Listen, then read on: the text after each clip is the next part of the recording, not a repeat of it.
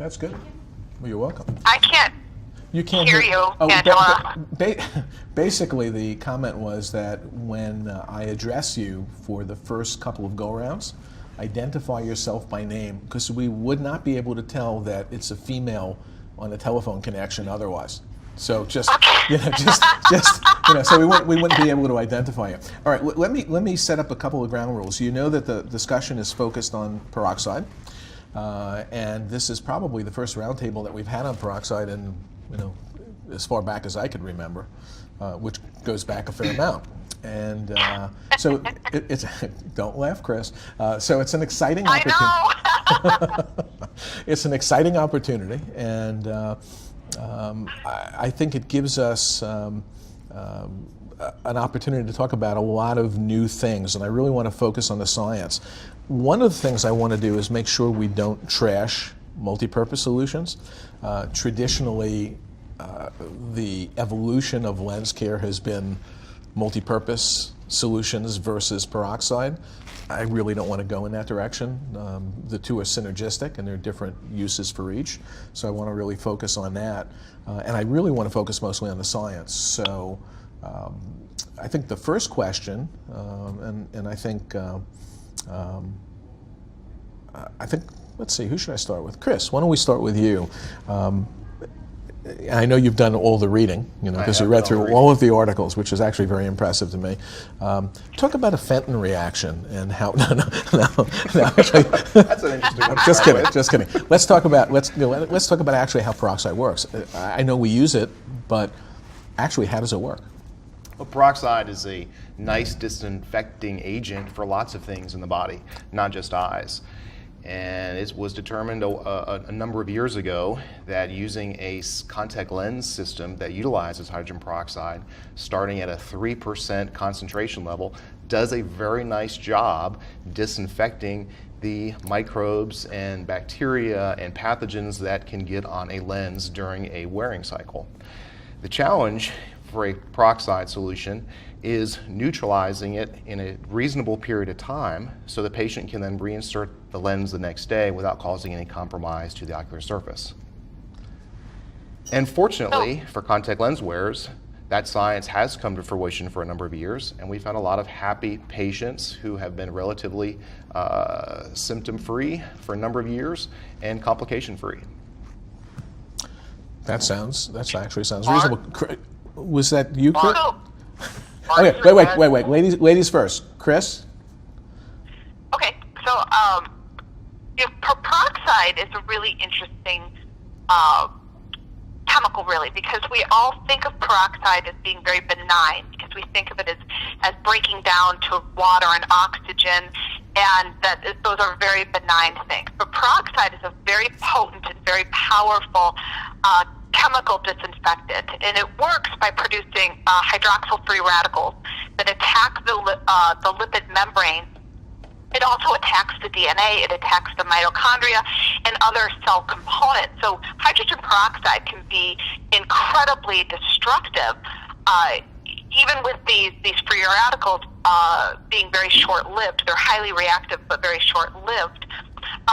And because hydrogen peroxide is lipid soluble, when it comes into contact with a cell, it can easily penetrate into that cell and then sort of release its cascade of what happens from there of destruction inside of the cell. We are surrounded by peroxide all the time. It's in the food we eat, it's in the water we drink, it's in the air we breathe. So our bodies are used to peroxide. And our bodies have come up with a defense mechanism for handling peroxides, and that's primarily catalase, although there are some other antioxidant enzymes that protect the cell from the metabolically produced hydrogen peroxide. When it becomes a disinfectant is when the cells or our bodies are overwhelmed by increasing concentrations needed for disinfection. So typically we can buy over-the-counter peroxide, which is going to come in 3 to 6%, which is the 3% is what we use for contact lens disinfecting solutions, at least what's available here and now, although higher concentrations have been proposed in the past. We use higher concentrations of peroxide, like 6 to 25%, as actual chemical sterilants.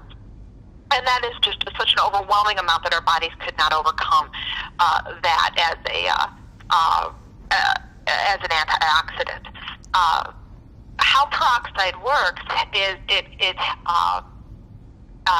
can disinfect amoeba and viruses and the protozoa viruses, bacteria, fungi. It's active against all of these different agents. And it's going to depend on contact time or on concentration, because things like amoeba and fungi have these defense mechanisms against them, because peroxide is such a common thing in our environment that they've actually built up defense mechanisms to counteract peroxide. So it's all really a factor of contact time and concentration of the peroxide as to how well the peroxide works. Okay, great. We're done. that was like, all right. But I'll urge everyone. That was really good, and actually you covered really about 8 of my questions. But so Chris has always been an overachiever, by the way. So I'll urge all of you to keep your responses relatively concise and focus on one thing, because we want this to be sort of an interactive roundtable. All right, I think you're talking about Chris. On the phone to Chris. No, I think she knew. No, I think she knew. No, that's all right. No, that was very good. Bill, you had a quick comment? Yeah, I think that there are two comments. One, that people do tend to minimize peroxide. We have to realize that actually our body, the bodies in our cells actually use peroxide to kill other cells. But more importantly, a person who's ever had it in their eye will never minimize it again.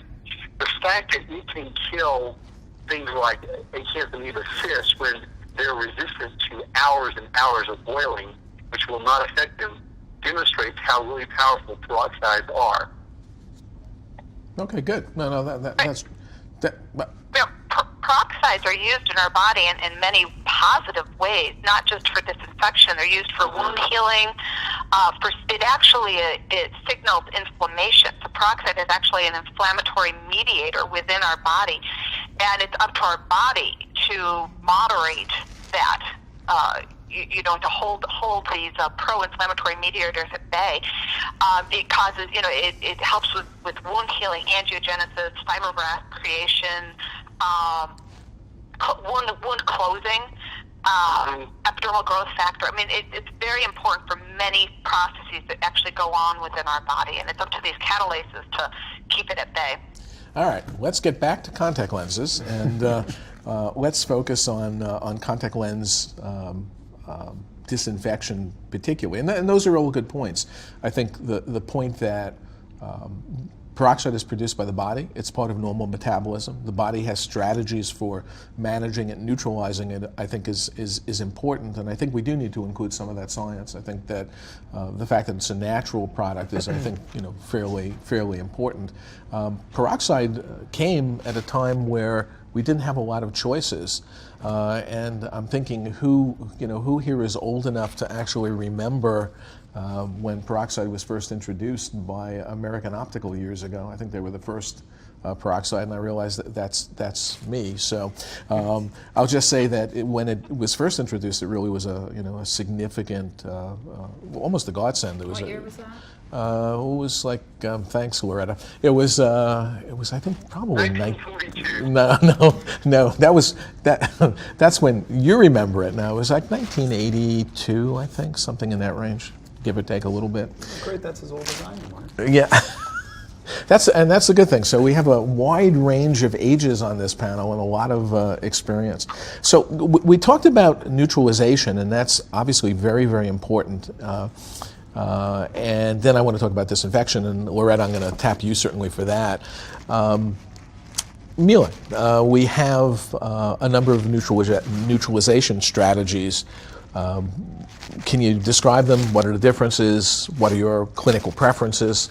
Yeah, well, from a patient perspective, we always try and in our clinics simplify things as much as possible for people. I like to minimize the amount of steps that they require to do whatever is required to treat any type of disease, to fix vision with contact lenses.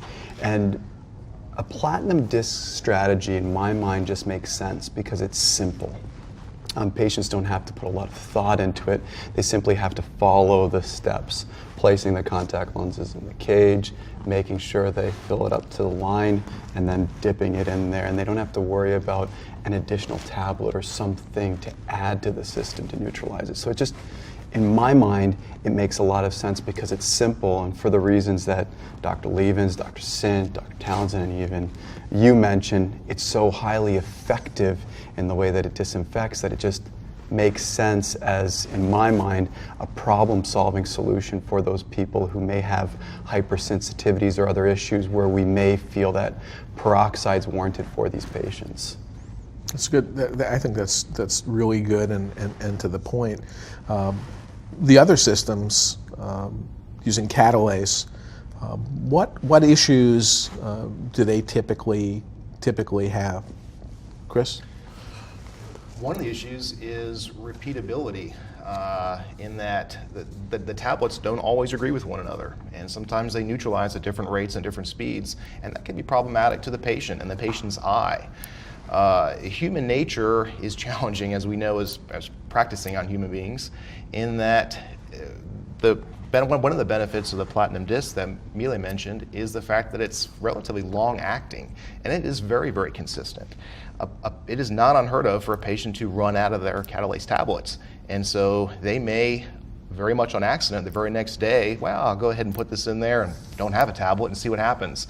And their eyes is oftentimes very angry then the next day due to that poor behavior. Whereas with the platinum disc, you really can use it and use it and reuse it and reuse it so often that it really takes some of the compliance issues away, because we are human and we tend to forget things.